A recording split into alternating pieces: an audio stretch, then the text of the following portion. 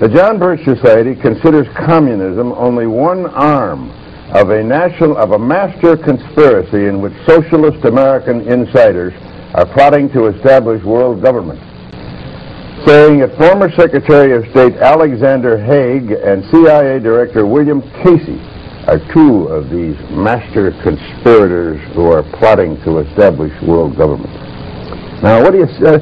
That kind of silly, asinine statement is what makes people laugh. That's the John Birch Society. Well, Tom, I'm sure being a long-standing member of the Rockefeller apparatus and as a member of the Council on Foreign Relations of longstanding, you're fully aware that there is an elitist core in this country that has seen value in subsidizing communism or protecting communism. It has? Sure. You're accusing me of subsidizing communism? No, I'm saying because that I happen to belong to a there is an elite core study group. No, wait a minute.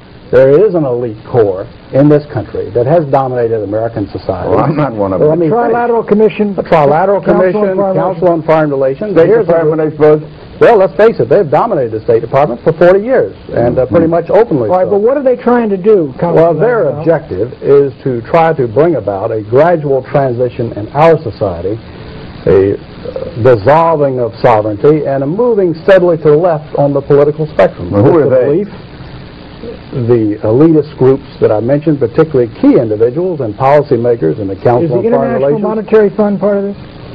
Well, I would say the International Monetary Fund has certainly been set up for the purpose of facilitating that transfer of sovereignty and transfer of wealth on the road. Right, we elected Mr. Conservative. Let me just finish the point, because otherwise we're going to have a lot of unanswered questions. That you are looking at a group that has worked to bring about a dissolution of national sovereignty on the road to world government. And certainly you're familiar with local Professor Carroll Quigley, who has been part of your club, in which he admitted all this. And he said in his book, Tragedy and Hope, the only thing I disagree is that we've worked to keep it a secret. And you see Arthur Schlesinger Jr. writing way back in 1947, says, yes, this is the hidden policy of America. But we can't tell the American public because they're too unsophisticated to see the value. What is the instrumentality of world government? What is the instrumentality? Of all the things to say about Arthur, that's the silliest statement I ever heard. He never made anything like that. Well, let me suggest that you read the May-June issue of the Partisan Review of 1947, Tom, and you can read it for yourself. It's called Arthur Schlesinger said there was a conspiracy, to promote communism. No, he didn't use the word conspiracy. He said the objective. What kind of nonsense is this? Well, let me finish. I'll tell you.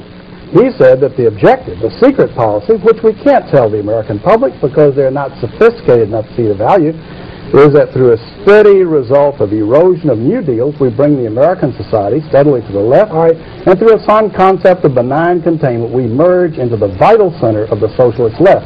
Those are his words, not mine.